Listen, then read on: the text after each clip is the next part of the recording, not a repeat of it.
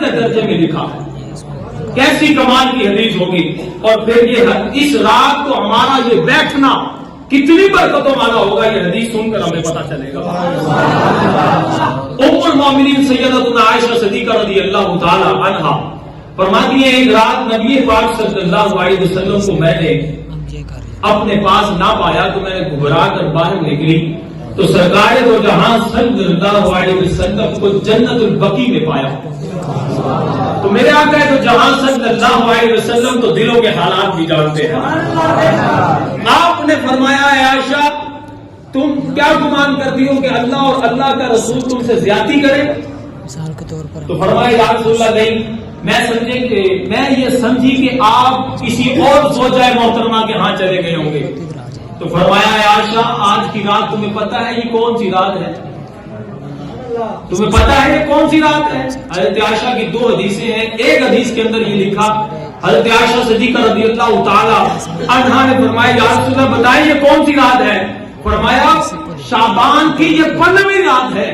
اس 15ویں شب برات میں اللہ رب العزت آئندہ سال پیدا ہونے والے لوگوں کے نام لکھ دیتا ہے.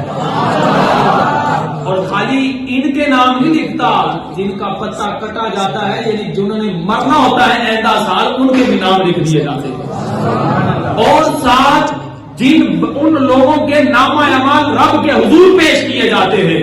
اور اس رات رب رزق کے فیصلے فرماتا ہے, رزق کو تقسیم کیا جاتا ہے.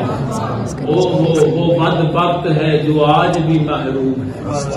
ہم پہ لطف خدا آج کی رات ہے, یہ آج نازک رات ہے, آج رات فیصلے کیے جانے کس نے آئندہ سال زندہ رہنا. علماء شارحین نے یہاں پر لکھا بعض لوگ ایسے ہیں کہ جن کے کفن بازاروں میں آ چکے, وہ گھر کی تعمیروں کے چکر میں پڑے ہوئے ہیں, بیٹوں کی شادیوں میں لگے ہوئے ہیں اور اپنے سلسلہ شادیانے بجانے میں لگے ہوئے ہیں.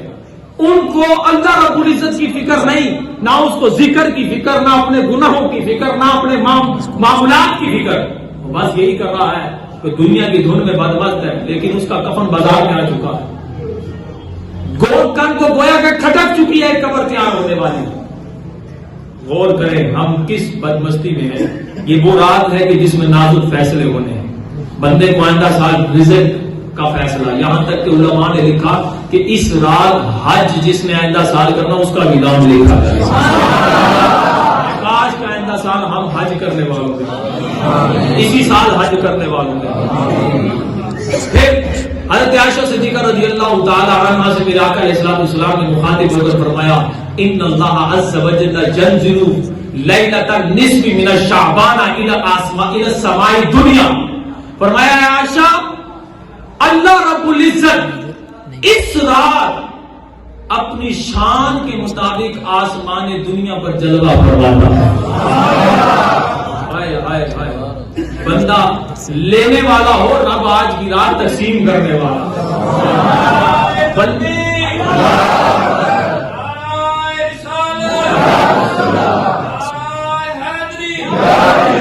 پھر کس کے فیصلے؟ آگے حدیث کے الفاظ ہیں جب فرو اکثرا عدد شعری غنم القلب. فرمایا اللہ اس رات بنی قلب کی بکریوں کے بالوں سے زیادہ لوگوں کی بخشش فرماتا ہے.